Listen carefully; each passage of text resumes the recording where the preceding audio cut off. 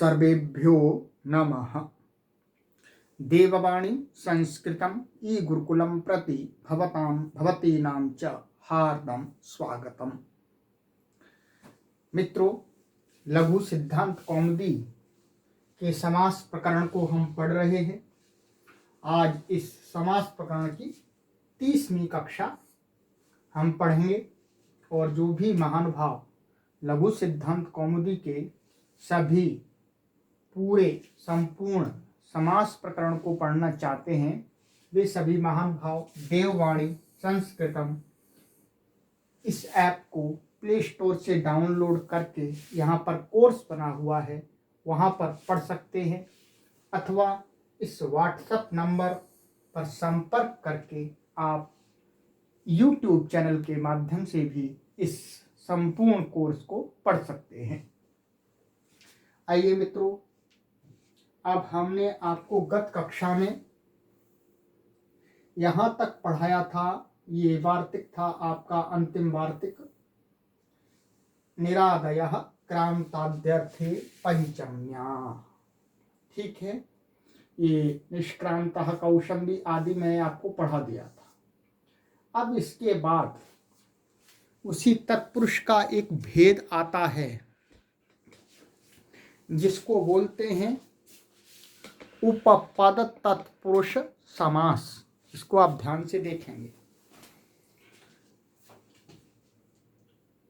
ये तत्पुरुष का ही भेद है। उपपद संज्ञा विधायकम संज्ञा सूत्रम, ये उपपद संज्ञा करता है, फिर इसके साथ उपपद के साथ में उपपद संज्ञक के साथ में ये सूत्र आगे वाला समास विधायक है। ये समास विधायक नहीं है, परंतु हमें पहले उपपद संज्ञा चाहिए तब उसका समास होगा, तो इसके लिए इससे पहले हमें ये सूत्र जानना होगा। ठीक है, और इसका जो उदाहरण है यहाँ पर मुख्य रूप से जो उदाहरण दिया जाता है वो उदाहरण भी मैं आपको यहाँ दिखला देता हूँ। पहले कुंभम करोति इति कुंभकारः, ये बहुत प्रसिद्ध उदाहरण है।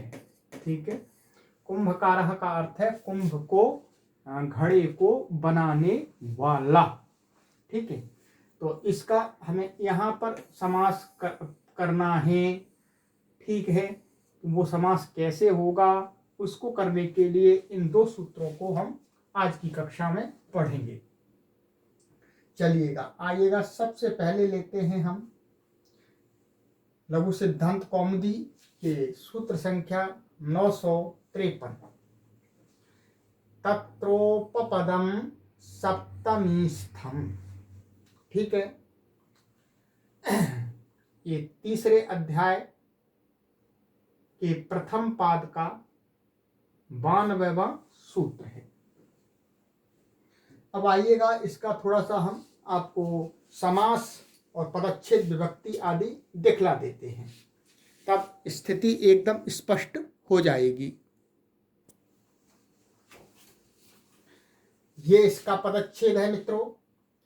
तत्र, ये लुप्त सप्तम्यंतम पदम, अर्थात तत्र इसको सप्तम्यंत लुप्त सप्तम्यता सप्तमी आई, वैसे तो ये अव्यय है, तो अव्यय, परंतु यहाँ पर हमें इसका जो अर्थ दिखाना है वो सप्तमी का दिखाना है, वो इसका अर्थ भी सप्तमी का होता है। ठीक है, परंतु ये किसी का हमको विशेषण बनाना है, तो इसलिए हमें यहाँ पर लुप्त सप्तम्यंत पद दिखाया गया है। और उपपदम प्रथमा विभक्ति एकवचनांतम सप्तमी स्थम में प्रथमा विभक्ति एकवचनांत, और सप्तमी स्थम में जो समास किया जाता है वो इस प्रकार से किया जाता है, सप्तम्याम तिष्ठति इति सप्तमी स्थम। ये उपपद तत्पुरुष समास हुआ है, जिसको हम पढ़ने जा रहे हैं वही इस पद के अंदर समास हुआ है। तो ये इसका ये समास और पदच्छेद आपको बतला दिया। राइट, चलिएगा, अब आगे इसके अंदर देखते हैं आचार्य वरदराज महाराज जी क्या कहते हैं, देखिएगा। सप्तम्यन्ते पदे कर्मणि इत्यादौ वाच्यत्वेन स्थितं यत् कुम्भादि तद्वाचकं पदम उपपदसंज्ञं स्यात्। ठीक है, ये कहते हैं सप्तम्यन्ते पदे कर्मणि आदौ। इसका जो अर्थ है, इसमें धातु का ऊपर से एक सूत्र है, मैं आपको अष्टाध्यायी में दिखलाता हूं, इससे आपकी स्थिति एकदम स्पष्ट हो जाएगी। ये देखिएगा, ये अष्टाध्यायी का तृतीय अध्याय है। तत्रोपपदम सप्तमी स्थम, ये सूत्र आप देख पा रहे होंगे यहां पर, ये सूत्र है। ऊपर है धातु, ठीक है, और तत्रोपपदम ये आगे चलेगा, पूरा चलेगा, ठीक है। तत्र माने यहां से आगे, यहां से आगे जो इन सूत्रों में सप्तमी से निर्दिष्ट जो पद होगा, क्या, सप्तमी विभक्ति से निर्दिष्ट अर्थात सप्तमी स्थम, तो सप्तम्यंत जो पद होगा उस के द्वारा जिसको कहा जाएगा, जिस पद को कहा जाएगा, जिस शब्द को कहा जाएगा, वो क्या कहलाएगा, उपपद संज्ञक। जैसे इसको समझने के लिए आपको जो पीछे पढ़ाया गया एक सूत्र बहुत सहायता करेगा। प्रथमा निर्दिष्टम समास उपसर्जनम, वहां क्या कहा था कि समास विधायक सूत्र में जो पद प्रथमा विभक्ति से निर्दिष्ट होगा, वह पद जिसको कहेगा वह क्या कहलाएगा, उपसर्जन संज्ञक। ठीक वैसे ही इस प्रकरण में यहां से आगे धातोः माने इस प्रकरण में धातु से जो भी आगे कहेंगे, तो इन सूत्रों के अंदर जिस शब्द में अर्थात जो पद सप्तम्यंत पद है, उस पद से जिसको कहा जाएगा वह क्या कहलाएगा, उपपद संज्ञक। ठीक है, अब इन्होंने दिया कर्मणि आदि, तो कर्मणि आदि देखिएगा, यहां से ये सूत्र है कर्मण्यन। ठीक है, क्या सूत्र है ये आप देख रहे होंगे, ये सूत्र है आपके सामने कर्मण्यन। ठीक है, यहां इसका अर्थ होता है कि कर्मणि, ये कर्मणि और अण है। ठीक है, इसका हिंदी में अर्थ करेंगे तो क्या है, कर्म, कर्मणि माने कर्म के रहते हुए, सप्तम्यंत है, ठीक है, तो उसके रहते हुए धातु से अण प्रत्यय होता है। ठीक है, अब देखिएगा ये सुसूत्र में कर्मणि ये क्या है, सप्तम्यंत पद है। ठीक है, अब इस सप्तम्यंत पद का जो वाच्य है, क्या, जो वाच्य क्या है, कुंभादि, कुंभादि, और कुंभादि का वाचक माने उस कुंभ माने घड़े आदि को कहने वाला जो पद होगा, पद माने शब्द। तो अब हमें यहां पर देखना है सप्तम्यंत, वहां नहीं देखना, वहां तो क्या आ जाएगा, कर्म, कर्म, कर्म माने द्वितीयांत आ जाएगा, इसलिए क्या आता है, कुंभम करोति कुंभकारः। तो यहां कर्मणि में सप्तमी है और इसके द्वारा जिसको कहा जा रहा है उसकी क्या हो जाएगी, उपपद संज्ञा। तो कर्मण्यन सूत्र का अर्थ है कर्म के उपपद रहते, उपपद तो उपपद का अर्थ समीप में रहते हुए क्या धातु से क्या हो जाती है, अण प्रत्यय होता है, तो अण प्रत्यय होकर के कुंभकार बनता है। ठीक है, अभी हमें कुंभकार की सिद्धि नहीं करनी, हमें केवल समास करना है, तो समास विधायक सूत्र को दिखलाना है। अब देखिएगा ये समझ में आया, और मैं आपको एक बार पॉइंट करके बताता हूं। सप्तम्यन्ते पदे कर्मणि, कर्मण्यन सूत्र को कह रहे हैं यहां पर, कर्मणि इत्यादौ, और भी आगे इसी प्रकार से मैं दिखला दूंगा मैं, वाच्यत्वेन स्थितेन यत् कुंभादि, माने वाच्यत्व, माने वाच्यत्व माने जिसको कहा जाना है उस रूप में स्थित जो कुंभ आदि माने घट आदि हैं, फिर उस घट आदि को कहने वाला जो शब्द, क्योंकि व्याकरण में तो शब्द से ही कार्य करेंगे, घड़े मिट्टी के घड़े से कार्य तो नहीं कर सकते, तो तदवाचकम माने वह कुंभादि का वाचक जो पद, पद पद माने सुप्तिगंतम पदम, चाहे वो प्रथमांत भी हो सकता है, तृतीयांत भी हो सकता है, द्वितीयांत भी हो सकता है, तो यहाँ द्वितीयांत है, तो उस पद की क्या हो जाती है, उपपद संज्ञा, मतलब वो पद क्या हो जाता है, उपपद संज्ञक हो जाता है। अब देखिएगा, ये मैंने बता दिया कर्मणि और प्लस अण था, यहाँ सप्तमी से निर्दिष्ट ये पद है, ठीक है। इसका अर्थ है कर्मणि, कर्मणि उपपदे धातोः अण प्रत्ययो भवति, तो धातु अण प्रत्यय होती, तो इस कर्म के द्वारा जो उक्त होगा, इसका जो वाच्य, जो ये तो वाच्यत्व रूप में कुंभादि हैं, तो कुंभादि जो है उसका वाचक जो शब्द होगा कर्म रूप में, तो क्या कुंभम करोति, कुंभ यहाँ क्या है, कर्म है, तो इससे क्या हो जाएगी, उस कुंभ की उपपद संज्ञा, ठीक है। आइएगा मैं आपको अब ये जो उदाहरण दिखाया है इसको हम यहाँ पहले कर लिख देते हैं आपके लिए, देखिएगा। इसकी हम जब सिद्धि करेंगे तो क्या करेंगे, ये कुंभ, कुंभम करोति इति कुंभकारः,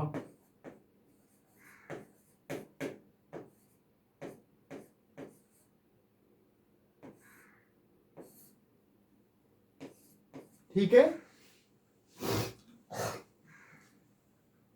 अब हम इसका, ये तो लौकिक विग्रह, अलौकिक विग्रह, कुंभ अम और क्री, ये क्री है, ठीक है।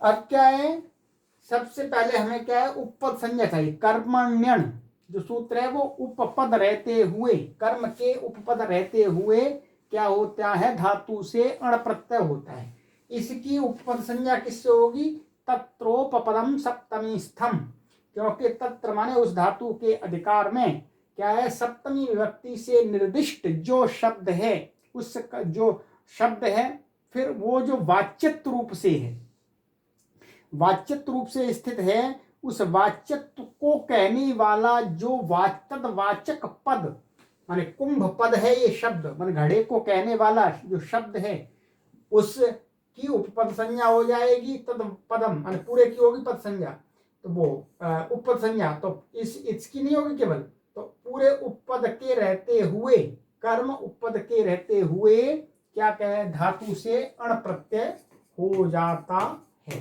अण प्रत्यय हो गया, ठीक है। अब अण प्रत्यय हो गया तो देखिएगा, अब ये पूरी आपका उपपद संज्ञा हो गई, इसकी उपपद संज्ञा होने से लाभ क्या मिलेगा आपको, उपपदमति, क्या, उपपदमति, जो आगे सूत्र आ रहा है इसका हमें समास करना है, यहाँ इसको वृद्धि हो जाएगी, अण प्रत्यय का अवचेगा और अचोयनति से वृद्धि हो जाएगी, तो क्या बनेगा आपका, कुंभ अम और क्री और ये आ, तो ये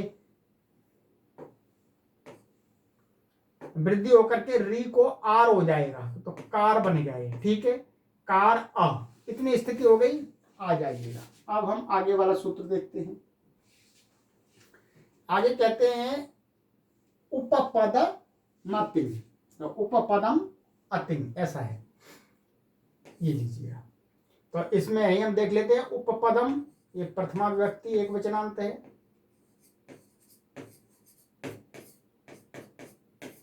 और अतिं ये प्रथमा विभक्ति एक वचनांत है, ठीक है।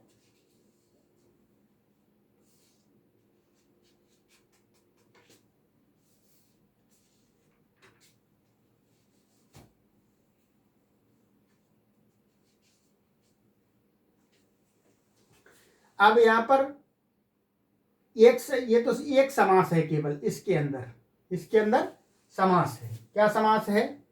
ना, चलिएगा यहां देखते हैं समास।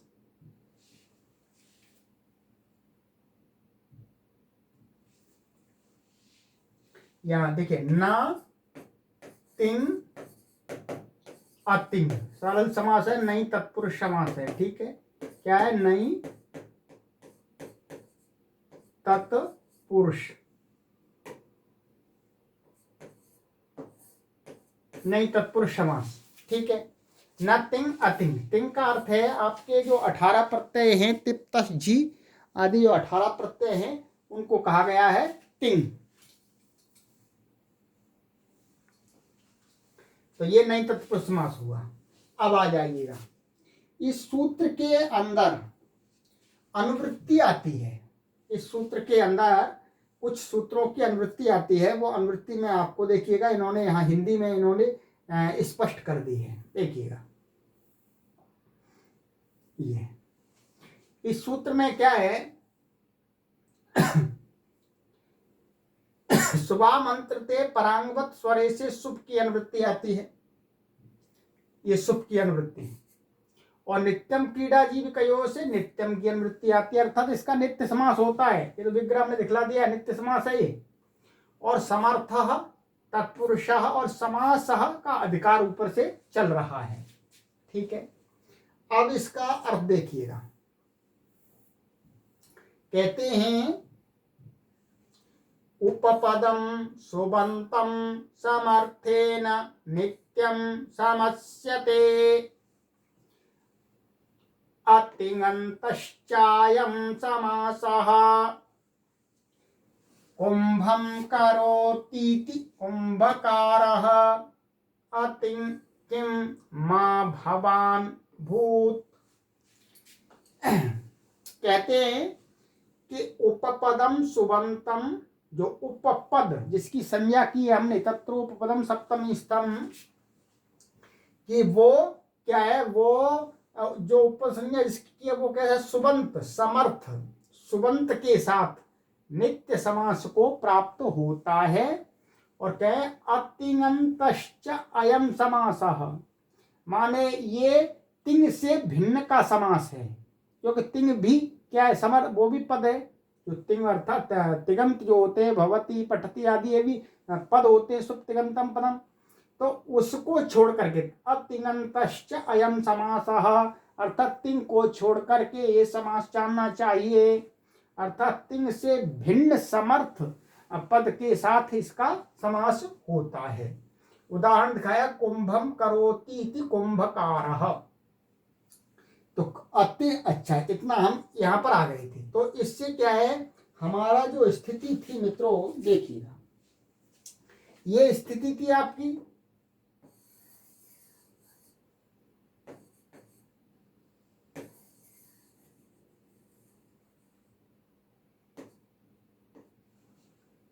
ये स्थिति है उप कुंभम, कुंभ अम और कार। यहां पर ये कृदंत नहीं है। ठीक है, ठीक है। और क्या है? यहां पर समर्थेन, बस ये इसको लिया सुबंत। ठीक है, सुबंत लिया। इससे क्या है, हम अभी आगे और बताने जा रहे हैं आपको कि यहां पर सुबंत लाया नहीं जाता। जो उपपद मतिंग जो समास करता है, तो ये क्या है? बाद वाला पद होता है, सुबंत उत्पत्ति से पूर्व ही समास को प्राप्त हो जाता है। पूर्व वाला ये सुबंत होना चाहिए। यही आचार्य वरदराज महाराज जी ने भी कहा है कि समर्थ सुबंत उपपद है, वो सुबंत होना चाहिए, और आगे समर्थ कोई शब्द हो, समर्थ के साथ में वो समास को प्राप्त हो जाता है। तो अब देखिए, इसकी उपपद संज्ञा है ही तत्र उपपद सप्तमी स्तंभ, और इसका इसके साथ में समास हो गया। तो क्या बना? समास होने पर कृतद्य समासा सुपोधातु प्राप्त का पूर्व सारी स्थिति हो गई आपकी। तो ये आपका बना, यहां पर हम लिख देते हैं आपको, कुंभ कार। ठीक है, कुंभकार, इतना बन गया। ठीक है, अब देखिएगा आगे, आगे आपको और बता देते हैं। ये कुंभकार और फिर इससे ये बन गया कुंभकार और स्वादि उत्पत्ति इससे कर देंगे। ठीक है, ये पुल्लिंग है, इसलिए पुल्लिंग होने पर क्या है, राम के समान इसका रूप चलेगा। अब आगे तो यहाँ जो समास का मुख्य कार्य था वो घटित हो गया कि उपपद मतिंग से यहाँ पर इसके साथ में अण प्रत्यांत साथ के साथ में समास हो गया। ठीक है, तो कुंभकारः ये आपका सिद्ध हो गया। ठीक है, अभी आपको तत्रोपदम सप्तमी स्तंभ और उपपद मतिंग यही समझना है। अब आगे मैं आपको इसी अष्टाध्यायी के अंदर कुछ ऐसे शब्दों को दिखला देता हूं जिससे आपको और अंदाज लग जाए। देखिए, ये सुपी, यहां पर सुपी है तो सुप के सुपी सुप से जो भी कुछ बेहत है उनकी भी क्या हो जाएगी, उपपद संज्ञा।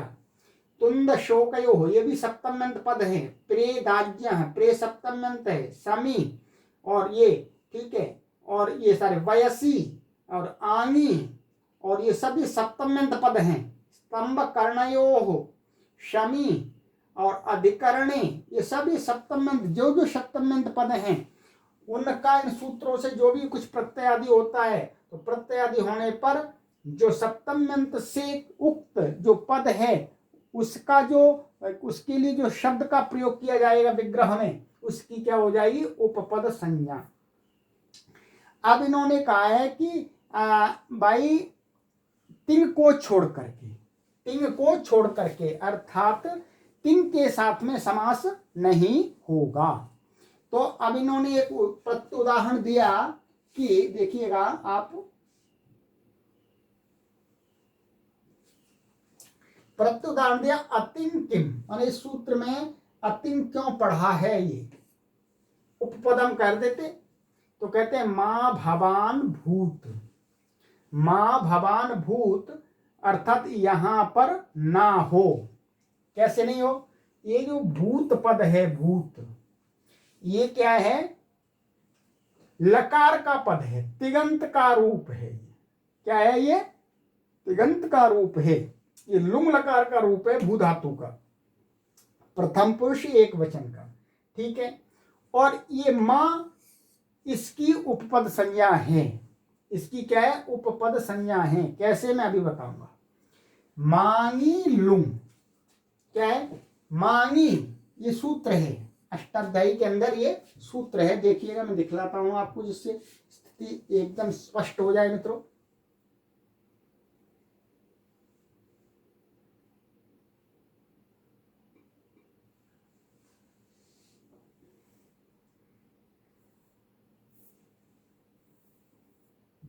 ये देखिएगा, ये है मांगी लुंग, तृतीय अध्याय के तीसरे पाद का अंतिम से ऊपर वाला सूत्र है ये, मांगी लुंग।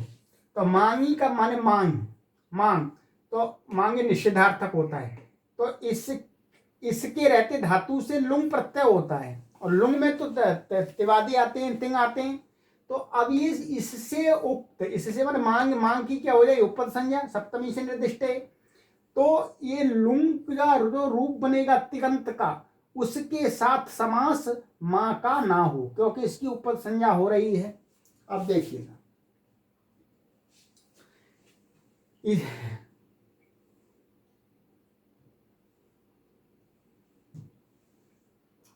ये आपका यहां पर मां है, मांग का मां इसकी उपपद संज्ञा है, और भूत ये क्या है, तिगंत।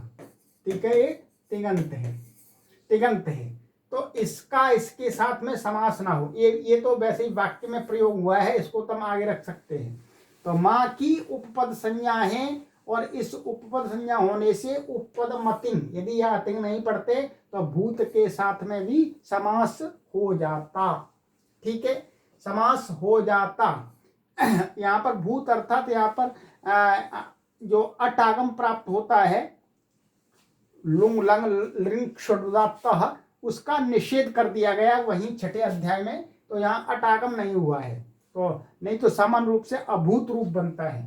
तो भूत, तो इसके साथ यदि अतिंग नहीं पढ़ते तो यहाँ पर इसका इसके साथ में समास हो जाता तो गलत बन जाता।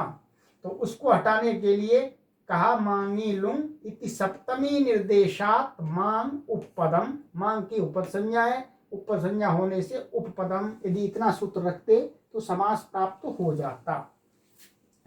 तो ये तो आपको यहां तक इन्होंने बता दिया, ठीक है। अब इसी से संबंधित कुछ और बातें हैं, ये उसके लिए एक परिभाषा को उपस्थित करते हैं। इस परिभाषा को आप देखिएगा, मैं आगे की कक्षा में आपको इस परिभाषा को पढ़ाऊंगा, ठीक है। ये परिभाषा थोड़ी सी ऐसा कहती है कि जो गति कारक और उपपद, इनका जो समास कहा जाता है, क्या है, इनका जो समास कहा जाता है वो क्या है, कृत भी सह, माने जो मैं अभी कुंभकारा की स्थिति बता रहा था आपको कि माने बाद वाला पद उससे स्वादी उत्पत्ति किए बिना ही पहले समास हो जाता है उपपद मतिंग से, वही काम ये परिभाषा करती है, परंतु कहाँ कहाँ होता है यहाँ इन्होंने बता दिया है। मैं आपको आगे की कक्षा में इसे हटा करके बताऊंगा और उसके लिए ये भी उदाहरण आएगा और ये भी उदाहरण आपके लिए विशेष अलग दिए जाएंगे, व्याघ्री, अश्वकृति, कच्छपी इत्यादि, ठीक है। क्योंकि इस कक्षा में हम आपको ये नहीं पढ़ा सकते हैं, ये कक्षा बहुत बड़ी हो जाएगी और इस परिभाषा को आप याद कर लीजिएगा। गति कारकोपपदानां कृद्भिः सह समास वचनम प्राक शुभ उत्पत्तेः, ठीक है। चलिएगा, इस कक्षा को यहीं विराम देते हैं मित्रों, आगे की कक्षा में आपसे मिलते हैं, तब तक इसे आप अच्छी प्रकार से पढ़िएगा। अस्तु, सर्वेभ्यो नमः।